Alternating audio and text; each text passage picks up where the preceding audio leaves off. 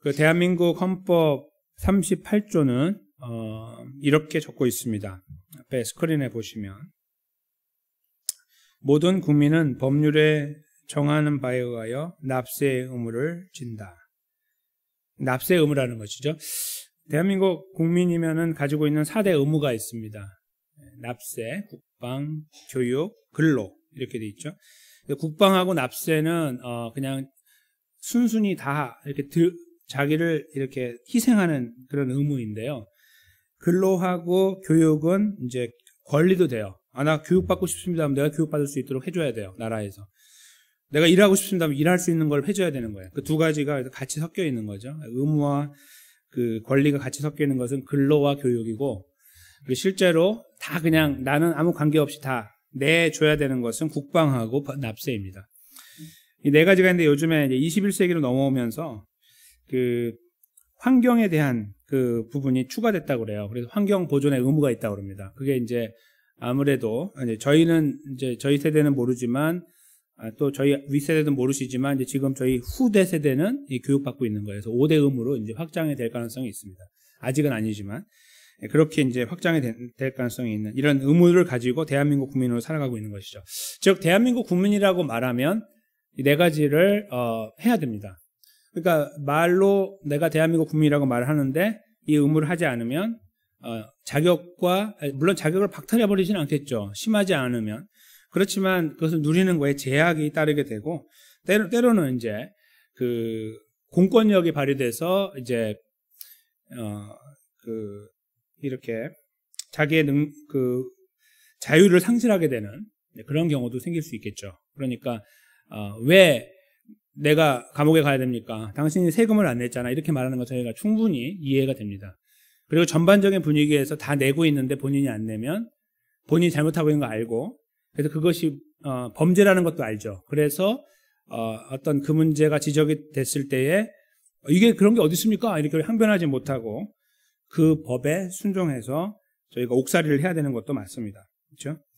하나님께서 저희들에게 사실은 은혜의 하나님, 사랑의 하나님으로 비춰지고 지금까지 이렇게 이스라엘 백성들을 인도해 오셨는데 구약 저희가 보는 순간에도 사실은 이스라엘 백성들이 하나님하고 관계에서 명확하게 의무로서 가지고 있던 것은 없었어요. 물론 이제 그 앞에 이 십계명을 통해서 이미 말씀하신 내용들과 더불어 또 여러 가지 그 절차 속에서 나오는 그 제약들이 있었고 해야 된다, 하지 말아야 된다 이런 것들도 있었고, 그렇지만 구체적으로 그들을 힘들게 만들거나 갈등하게 만드는 것은 없어요. 근데 오늘 여기 본문에 물론 앞에서도 언급이 됐지만 여기 정확하게 이제 11조가 언급되고 있습니다. 이것은 참 21세기 특별히 신약시대를 사는 저희들에게는 굉장히 세밀하게 들여다봐야 되는 부분이 돼요. 왜냐하면 이 구약에서 많이 이렇게 다루고 있지만 신약에서는 없어 보이기 때문이고, 물론 신약에 분명히 다루고 있지만 아주 디테일하게 그 명령하고 있지 않아 보이기 때문에 그러거든요. 근데 오늘 여기 본문은 이제 그 부분을 아주 정확하게 명시합니다. 오늘 저희가 이 말씀으로 들어가기 전에 간단한 그 지금까지 흐름을 보시면 이스라엘 백성들이 고라를 중심으로 해서 레위인과 제사장에게 반항을 했고, 왜 너네만 하나님이 함께하냐, 우리도 함께한다라고 했을 때 하나님께서 그들을 많이 죽이시고 그 다음에 그 진노를 나타내신 다음에 벌벌 떨고 있는 그들에게 다가오셔서 선물을 주셨죠. 지난주에 선물은, 첫째 선물은 제사장이고 둘째 선물은 제사장을 돕는 레위인이라고 제가 말씀드렸습니다. 선물을 통해서 이스라엘이 살 수 있도록 만드셨다. 그것이 지난주 말씀의 내용이었거든요.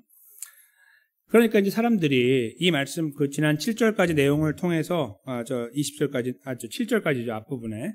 저희가 이제 오늘 뒤로 넘어와서 좀 중간 부분이긴 하니까, 생각 속에 이런 게 있을 거예요. 그래. 지키면 되겠구나. 구별, 알겠어. 이제 앞으로 조심해야지. 이렇게 이제 마음을 다 먹겠죠. 제사장 우리가 함부로 하면 안 돼. 아론과 두 아들은 조심해야 돼. 이런 거 하고, 그다음에 성막에 가까이 가면 죽을 수 있으니까 레위인 통해 가야지. 이런 것들을 이제 좀 절차적으로 다시 이해를 했을 거예요. 많이 죽었으니까, 그렇죠? 그러니까 그 과정을 통해서 이제 알게 된 거예요. 자, 그러면 이제 가면 되잖아요. 원래 그냥 쭉 가면 되죠. 그런데 하나님께서 그냥 가게 안 하는 거예요. 의무를 부여한 거죠. 즉, 이게 구별이라는 것은 대가가 따른다는 거예요. 그 대가를 오늘 본문은 11조라고 말씀하고 있어요. 근데 11조가요, 여기 잘 보시면은, 굉장한 그 의미를, 그러니까 하나님과의 관계도 갖고 있지만 이 안에서의, 공동체 안에서의 의미를 갖고 있는 것을 저희가 읽어낼 수 있는데요. 먼저 그 21절에 보시면은, 그러니까 21부터 24는 딱 레위인에 관련된 건데요. 먼저 보십시오. 21절에. 내가 이스라엘의 11조를 레위 자손에게 기업으로 다 준다. 그들의 하는 일, 곧 회막에서 하는 일을 그걸로 갚는 거다. 페이하는 거다 이거예요. 원래 레위인은 하나님 거예요. 하나님의 이제 그 구별된, 그래서 남자 중에 빼가지고 이렇게 레위인을 따로 만들었잖아요. 그거 이제 저희가 오래전에 말씀을 나누었습니다. 그렇죠? 그래서 그렇게 딱 구별되어 있는데 이 레위인에게는 아무것도 일하지 못하게 막아놨어요. 그러니까 이제 앞으로 지금은 광야에 있지만 가나안 땅에 들어가면 곤란해지는 거예요. 남자가 일을 해야 가정이 세워지고 먹고 살잖아요. 그렇죠? 근데 먹고 살지 못하게 해놓은 거예요. 하나님이 아예 못을 박아놔. 너네 일하지 마. 이렇게 해놓은 거예요. 그럼 뭘 합니까? 너희는 성막에서만 일해. 이렇게 만들어 놓은 거예요. 그럼 우리가 어떻게 먹고 삽니까? 이렇게 먹고 살아라고 한 게 바로 11조예요. 그래서 내가 이스라엘의 11조를 레위 자손에게 준다. 이렇게 명시를 해놓은 거예요. 그래서 그것은 갚는 거예요. 너희가 일을 했으니까 수고했어 하고 돈을 주는 거예요. 하나님이. 그걸로 아예 딱 명시를 해놓은 거죠. 그래서 이제 그 이후에 이제 22절에 보면 이후로는 이스라엘 자손이 회막에 가까이 하지 말아서 죄를 당해 죽지 않도록 해라. 이제 아까 그 저희가 앞부분에서도 말씀했던 것과 더불어 그러면 어떻게 합니까? 레위인에게 다 주면 돼. 그것이 이제 23절이죠. 오직 레위인은 회막에서 봉사하며 자기들의 죄를 담당할 것이요. 자기들의 위험 부담을 담당하는 거예요. 그러면 제가 지난번에 말씀드렸죠. 그리고 잘못하면 죽으니까요. 어기면 거기서 이렇게 하라고 했는데 안 하면 죽으니까 자기가 굉장히 위험 부담을 갖고 일을 하는 거예요. 하나님 앞에서. 근데 이스라엘 자손 중에는 기업이 없을 것이니 이는 너희의 대대의 영원한 율례라. 그러니까 그냥 거기서 주는 대로 먹고 살아 이거예요. 11조 받아가지고 살으라는 건데 그 다음에요. 이 24절에 보시면은 한번 보시겠습니다. 이스라엘 자손이 여호와께 거제로 드리는 11조를 레위인에게 기업으로 준 거로 내가 그들에게 대하여 말하기를 이스라엘 자손 중에 기업이 없을 것이라 했다. 계속 그 기업이 없다는 표현이 나오죠. 이 말을 강조하시는 하나님의 의도가 있어요. 안 하면 죽는다는 거예요. 너희가 안 하면 레위인은 굶어 죽는다는 거예요. 아시겠죠? 그러니까 11조가 이스라엘 백성들의 의무예요. 하나님께 드리는, 하나님을 인정한다면 하나님 제가 구별합니다. 말로 해서 안 된다는 거예요. 그거를 제대로 보이는 방법은 구별을 보이는 방법은 11조라고 하나님 못을 박은 거예요. 왜냐하면 당시에 그 고대 근동 지역에서 11조는 일반적인 그 형태로 자기를 보호해주는 그 왕과 아니면은 보호자에게 드리는 포션이었어요. 10%가. 하나님은 이제 그것을 사람들이 이해할 수 있으니까 그 포션을 그대로 여기다가 사용하신 거죠. 그래서 적어도 그 정도로, 왜냐하면 모든 인간관계가 그걸로 이루어지거든요. 요즘에도 보면은 이렇게 어떤 세금 내는 거 보면은 10% 넘는 것도 많아요. 그렇죠? 그런 것들 저희가 보면 굉장히 커 보이고 막 이러잖아요. 근데 뭐 그런 것들 사실 내야 되니까 내는 거예요. 아까 그 납세 의무처럼. 그런데 하나님이 그 세팅 그대로를 갖고 와서 이 의무를 넣는 거예요. 그러니까 이제 그것이 우리가 세상에 세금을 내고 하나님께도 내냐, 이게 무슨 세금이냐 이런 생각을 할 수 있는데 세금이 아니고 하나님과 관계를 유지하기 위한 것도 아니에요. 그러니까 이것은 의무인데 안 하면 죽는다 그게 아니에요. 그러니까 참 애매하죠. 그렇죠? 납세 의무는 안 하면은 감옥에 가거든요. 근데 이것은 그건 아니에요. 그렇지만 하나님이 명시를 해놓은 거예요. 뭐냐면 너희가 정말 나를 구별해? 네. 입으로 100번 구별해. 그러면 11조를 해 이거예요. 11조를 하면 구별하는 거라고 하나님이 이렇게 이꼴관계를 형성해 놓은 거죠. 그러니까 정확하게 하나님이 말씀하시고 싶은 거는 나의 주권을 인정한다면 11조가 그거의 상징이다라고 말씀하는 거예요. 근데 그것이 어디로 들어가냐면은 모여졌을 때 그 모여진 것은 레위인이 쓰게 했다는 거예요. 한번 계산을 해보시면요. 정확하게 100%예요. 거의 100%를 똑같이 받아요. 그러니까 12지파가 11조를 하잖아요. 그러면 100개씩 번다고 생각하면 120개가 모여지잖아요. 산술적으로 보면. 120개. 그러니까 좀 더 많죠. 약간 많아요. 근데 거기에서 사실 오늘 본문 넘어가면 26절에 보면요. 이렇게 말씀하세요. 레위인 너희들도 11조를 해. 이렇게 말해요. 하나님. 그러니까 사실은 레위인이 조금 더 받는 거예요. 잘 보면. 그러니까 100개 다 받았는데 한 개씩 모으면 120개가 되거든요. 그렇죠? 이 120개에서 12개를 빼가지고 10%니까 제사장에 주라고 한 거예요. 제사장은 그걸 받는 거죠. 그렇게 하나님께서 만들어놨어요. 제사장이 사실은 굉장히 많이 받는 거예요. 계산해 보시면 아시겠지만 제사장이 12개를 받는다는 거는 숫자로 보면은 굉장히 많이 받는 거예요. 레위인은 비슷하게 받는 거고, 왜냐면은 자기가 일한 만큼 자기도 밖에 나가면 일하면 그만큼 버니까, 그렇죠? 그렇게 하도록 한 거를 11조를 통해서 충당한 거예요, 산술적으로. 그러니까 120에서 11을 빼면은 108쯤 되잖아요, 그렇죠? 그게 더 많아요. 원래 그렇게 하나님 만들어 놓은 거예요. 왜냐하면 이제 어떤 지파는 좀 작게 하고 어떤 지파는 많게 이렇게 될 거 아니에요. 그러니까 그렇게 하나님께서 얼추 맞추신 거죠, 이 비율을. 그래서 그들이 살아가게 한 거예요. 이게 오늘 본문의 내용이고, 레위인이 11조 한다는 것은 굉장히 특별한 사실이 됩니다. 특별한 내용이 되고요. 근데 이것을 하기 위해서요, 이제 그들이 돈으로 한 게 아니잖아요. 다 재물로 갖고 와서, 여기 24절에 보면 거제라는 표현이 있는데, 거제는 그냥 이렇게 형식적으로 들어가지고요, 이렇게 드는 건데요. 들어 올렸다가 그냥 주는 거예요. 이 동물의 좀 좋은 부분 있잖아요. 상품 가치가 있는 거, 넓적다리 이런 거 갖고 와서 한번 들었다가 그냥 주는 거예요. 이렇게. 그러니까 아무 손상 없이 바로 받아갖고 밖에 나가 팔 수 있죠. 그렇게 해서 본인들이 생계할 수 있도록 하나님이 만들어 놓은 거예요. 정말 기가 막힌 거예요. 이렇게 명시되어 있는 종교가 없어요. 종교 안에 보면은 일반적인 세상에 그냥 거기에서 나름 정해져가지고 그냥 이런 거 없이 막 그렇게 막 복을 받기 위해서 갖다 막 바쳐야 되는 어떤 그런 형식으로 존재하지만, 이렇게 분명한 이성적으로 딱 봤을 때 이해가 되게 하는 이런 법이 없어요. 하나님 이렇게 분명하게 만들어 놓으셔서 레위인이 지탱하도록 하셨어요. 제사장도 마찬가지고. 다시 말씀드리면 하나님 우리가 구별합니다라고 하면 하나님은 그래 알겠고 11조 해. 이게 하나님의 답이에요. 이스라엘 백성들의 역사를 보면요, 이제 이렇게 오늘 명시를 하셨음에도 불구하고 그들은 안 지켜요. 뭐 저희가 뻔하게 알잖아요. 인간은 그렇게 안 따라가니까, 그렇죠? 그래서 안 따라가서 이스라엘이 망하게 돼요. 그거를 이제 사실은 이 느헤미야에 보면요, 그러니까 이스라엘 백성들이 70년 동안 바벨론에 잡혀갔다 왔잖아요. 이렇게 갔다가 돌아왔어요. 그러면 그들이 할 일이 많아요. 거기 남겨진 사람이 훨씬 많고 다 거기 정착해서 부유하게 사는 사람이 많은데, 그래도 내가 고향 가야지라는 마음 주신 사람이 돌아왔거든요. 돌아온 사람들이 이제 그 이스라엘 땅을 재건해야 될 거 아니야. 할 게 얼마나 많아요, 그렇죠? 느헤미야가 그들에게 이제 그 과정이 좀 정리돼 나갔을 때 딱 던지는 굉장한 도전이 있습니다. 그게 바로 느헤미야 10장에 나오는데요. 좀 길어가지고 제가 여기 가져오진 않았어요. 36절부터 쭉 나오는데, 요가 뭐냐면요, 11조 하라는 거예요. 딴 거 필요 없고. 그러니까 돌아와서 지금 이스라엘 백성들이 해야 될 일이 뭐냐면 11조예요. 그냥 거두절미하고 딱 11조를 해야 된다는 거예요. 이유가 있어요. 지금 이스라엘이 무너지게 된 경위는, 여기까지 무너지게 된 경위는 레위인이 다 죽었기 때문이에요. 제사장들하고. 왜요? 11조가 없으니까 먹고 살 게 없으니까 바닥으로 내려가니까 그만둬버리는 거예요. 그렇게 됐어요. 실제로 다 떠나버렸어.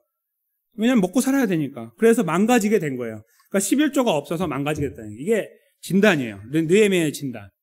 딴 거 다 필요 없고 말 필요 없고 가져와, 이거예요. 가져와서 여기 모아놓으면 레위인이 오게 될 거고 제사장이 세워지게 돼. 그럼 우리가 살게 되는 거예요. 그러니까 이스라엘 백성들이 사는 방법은 11조라고 딱 명시를 해놓은 거죠. 다른 게 필요 없는 거예요. 우리가 그래도 하나님을 존경합니다. 다 필요 없고, 우리가 제사장 참 귀한 거죠. 필요 없고, 레위인은 우리를 위해 하니까 다 필요 없고 가져오라는 거예요. 그게 답이에요. 바로 느헤미야가 아주 강력하게 이걸 해야 된다고 하고 실제로 그렇게 했어요. 그게 이제 잠깐 반짝하고 없어졌지만, 그러니까 결국은 역사가 뭘 보여주냐면 안 한다는 거예요, 인간은. 근데 하나님은 이것을 강조해 오셨죠.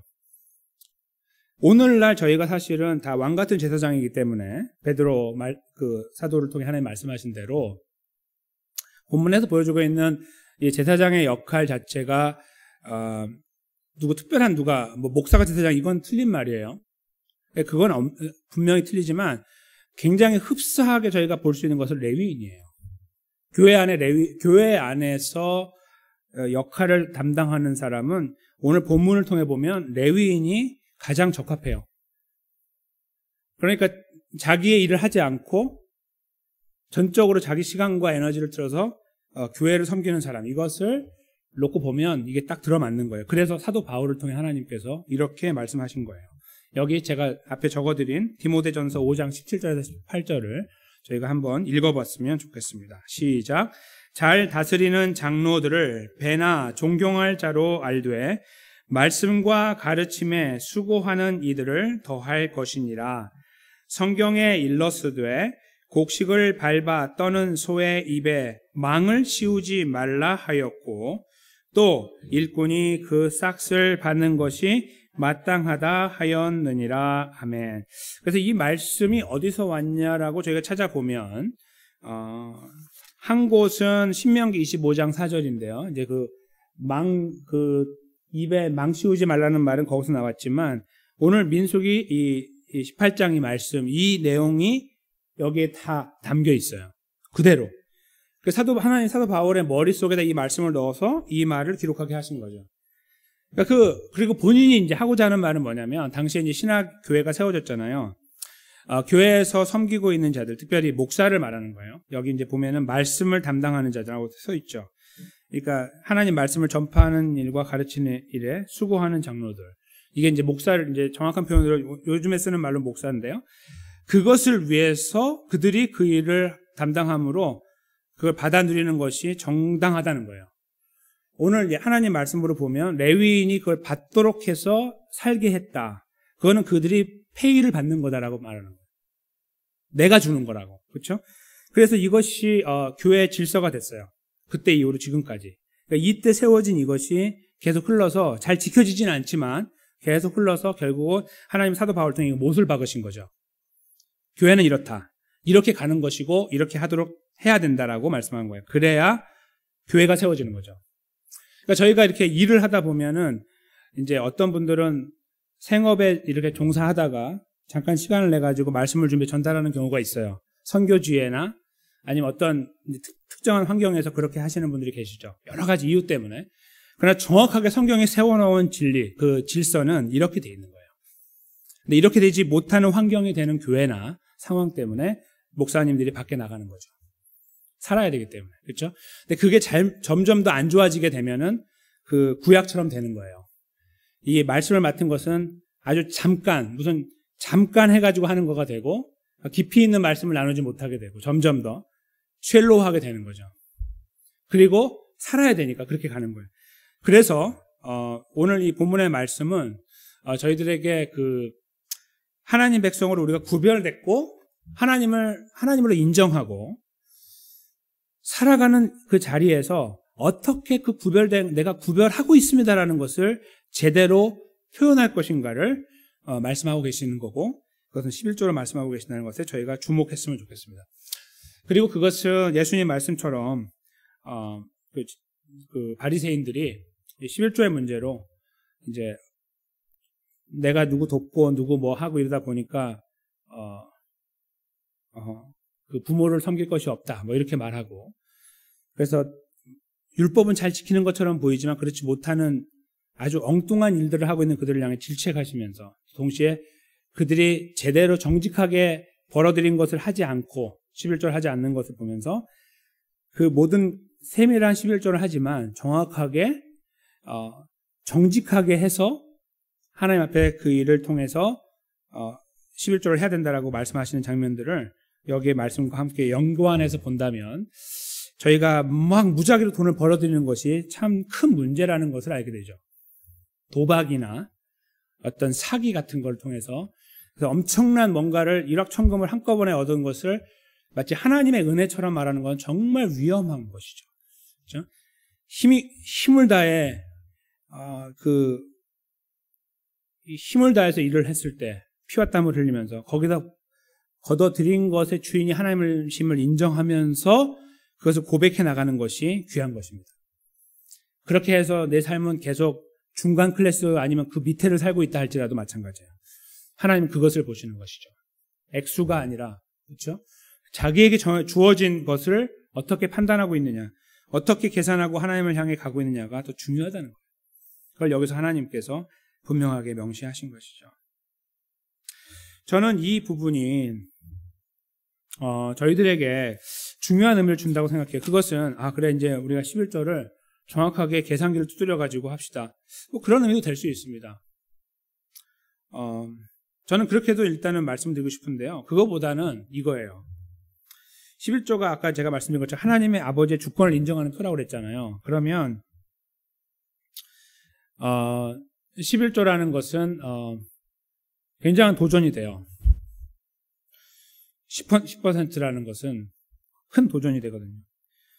근데 그것이요, 하나님의 주권을 인정하는 표라고 할 때 거기에 다른 의미가 있는 것은 뭐냐면 하나님이 나를 굶겨서 죽이지 않으실 거라는 믿음도 함께 담겨 있는 거예요.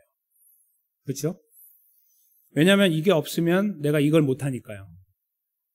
그런 엄청난 희생을 감수하고, 그걸 희생이라고 말하는 것은 인간적인 입장이고, 사실은 하나님 앞에서는 희생이 아니지만 일반적인 사람이 볼 때는 희생이잖아요. 그걸 감수하면서 하는 거거든요. 근데 보통 거기에서 우리가 기대하는 것은 하나님이 더 부어줄 걸 기대하죠. 그런 경우가 많이 있고, 사실은. 그렇지만 일반적인 경우는 그렇지 않아요. 분명히 그냥 손해처럼 보이고 끝나거든요. 근데 그 과정 속에서요, 우리 믿음이 엄청나게 강해지는 거예요. 그걸 경험해 본 사람만 알아요. 그렇죠? 여기 경험해 보신 분들 계시죠? 경험해 본 분은 알아요. 이거 안 하면 괜찮거든요. 근데 이것 때문에 내가 힘들거든요. 근데 그거 하고, 거기에 우리가 뭘 거냐면 뭘 걸고 있는 거예요. 하나님께 이걸 거는 거예요. 내 생명을. 살려주세요 하고.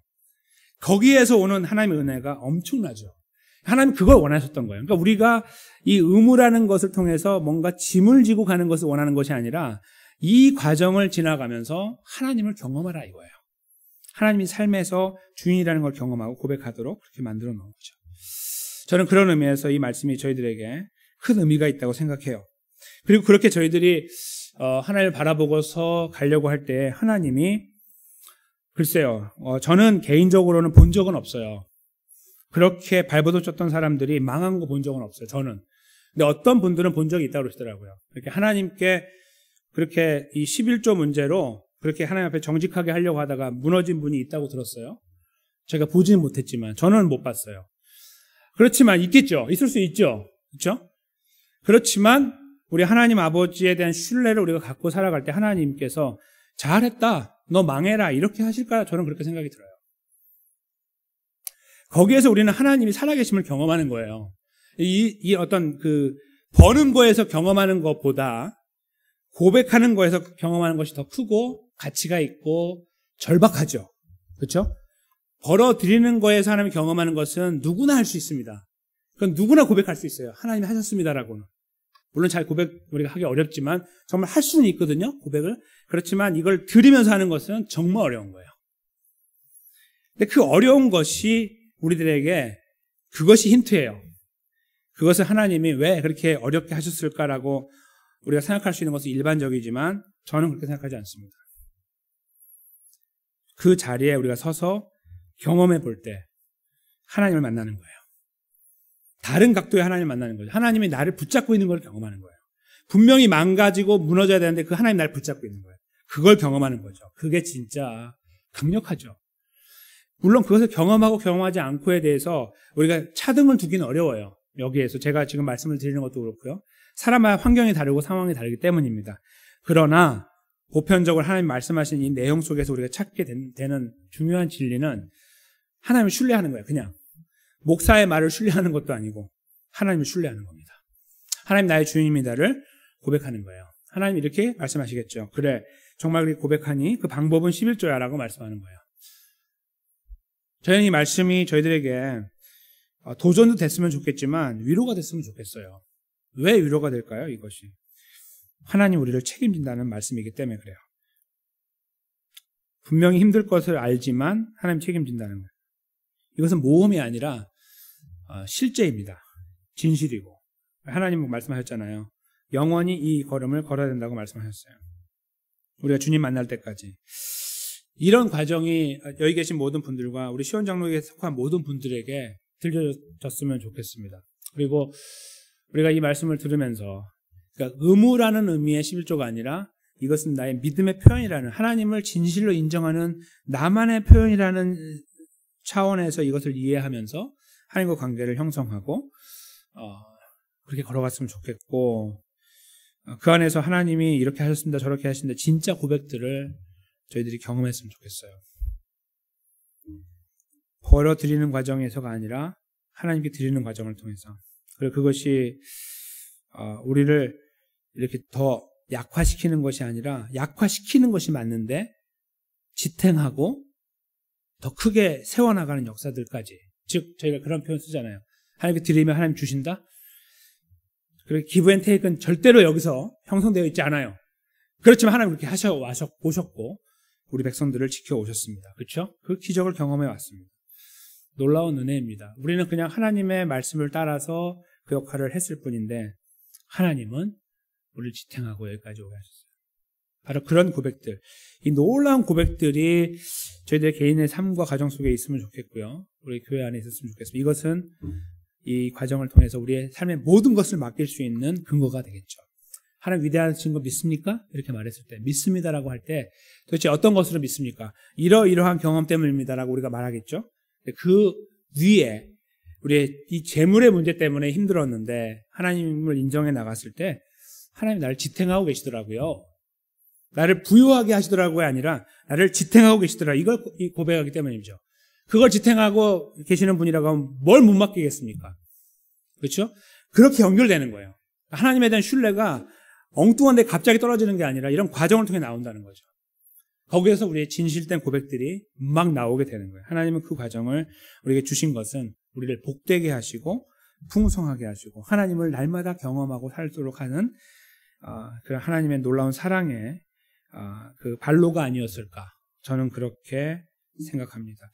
과정을 통해서 우리가 하나님의 신실하심을 더 풍성하게 삶을 책임져 나가시는 하나님을 더 풍성하게 구체적으로 경험하고 누려 나가시는 자리에 세워지게 되시기를 주님의 이름으로 간절히 축원합니다.